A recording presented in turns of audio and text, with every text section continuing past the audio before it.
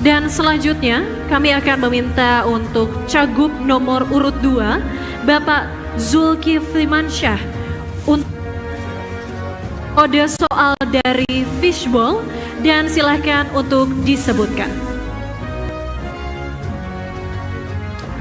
Baik, soal B dari subtema kesehatan. Baik, kami akan perlihatkan soalnya, dan ini masih tersegel, yang artinya kerahasiaan dari masih terjaga. Soal ini masih terjaga. Baik, sebelumnya akan kami ingatkan kepada para paslon dan calon gubernur mendengarkan dengan seksama, Ibu dan Bapak sekalian, karena pertanyaan akan dibacakan satu kali saja dan pertanyaan tidak akan kami ulangi. Dan pertanyaan untuk calon gubernur nomor urut 2 adalah salah satu permasalahan pelayanan kesehatan di NTB adalah distribusi tenaga medis yang tidak merata. Tenaga kesehatan menumpuk di perkotaan. Dampak ikutannya adalah tingginya angka kematian bayi atau AKB dan angka kematian ibu melahirkan atau AKI. Pertanyaannya adalah, apa langkah strategis paslon dalam pemerataan tenaga medis guna mengatasi masalah tersebut? Baik, waktu Anda 120 detik Bapak, dan dimulai saat Anda berbicara, silakan. Oke, terima kasih. Memang salah satu permasalahan besar kita di NTB ini adalah distribusi tenaga kesehatan yang tidak merata.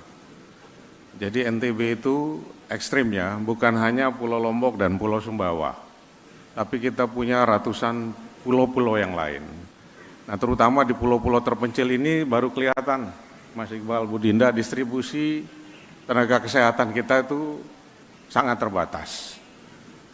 Ada pulau-pulau kecil yang ketika kami ke sana, puskesmasnya ada, tapi orangnya nggak ada. Listrik tidak ada, jalan tidak ada, air tidak ada. Oleh karena itu mungkin kita bisa belajar dari teman-teman di Angkatan Laut untuk menyelesaikan masalah seperti ini. Jadi merekrut perwira atau Angkatan Laut yang berasal dari daerah setempat. Sehingga ketidakbetahan ketika harus ditempatkan di tempat terpencil itu bisa diselesaikan.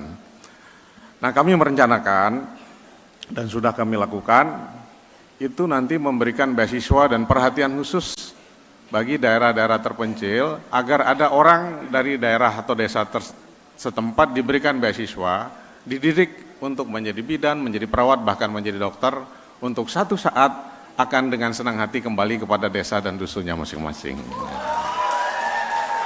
Mudah-mudahan dengan cara seperti itu bisa meminimalisir ketidakmauan atau keengganan orang tertentu untuk ditempatkan di daerah-daerah terpencil. Kita yang belum pernah punya pengalaman tinggal di daerah terpencil mungkin mengatakan, itu harus adil begini begitu, tapi kenyataannya tidak mudah menempatkan orang terpelajar di tempat yang sangat terpencil, yang jauh dari keramaian dan lain-lain. Mudah-mudahan dengan mendidik tenaga kesehatan yang berasal dari daerah setempat, ketimpangan atau kelangkaan tenaga kesehatan bisa kita atasi. Terima kasih.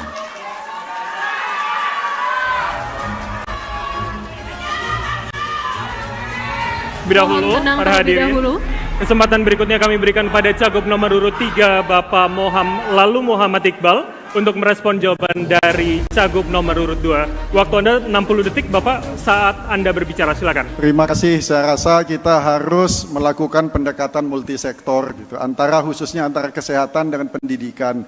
Kita petakan dulu apa kebutuhan di masa depan 5 tahun, 10 tahun yang akan datang.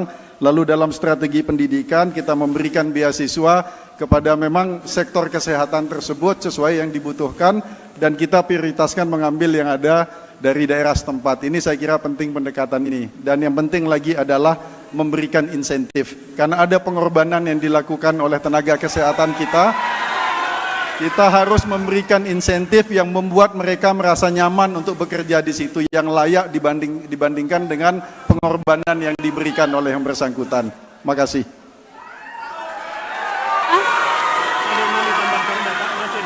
Detik, ada yang ditambahkan? saya kira sejalan dengan reformasi birokrasi, kita akan mengajukan formasi tambahan untuk tenaga kesehatan di daerah terpencil tersebut. Terima kasih. Baik, terima kasih Bapak Muhammad Iqbal. Terima kasih.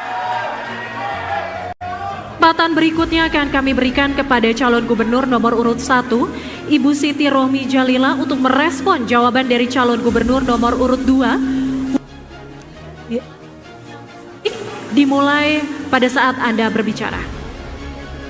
Baik, terima kasih. Jadi apa yang disampaikan oleh calon nomor 2 dan nomor 3, kami sepakat ya. Karena memang tidak mungkin kita dengan jalur biasa-biasa saja untuk kemudian memenuhi seluruh kebutuhan daripada tenaga kesehatan kita. Jadi secara masif mendorong menyekolahkan tenaga kesehatan itu memang harus kita lakukan.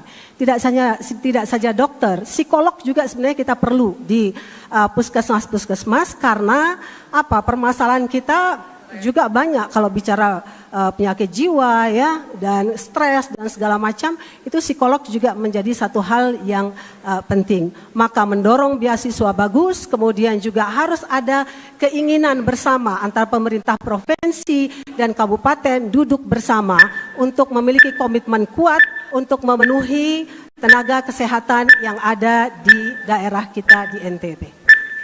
Baik, terima kasih. Kami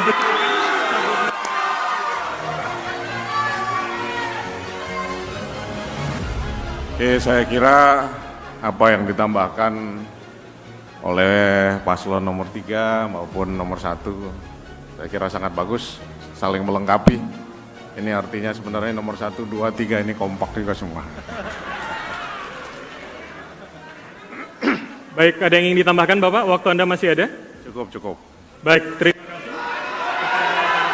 Kita akan melanjutkan.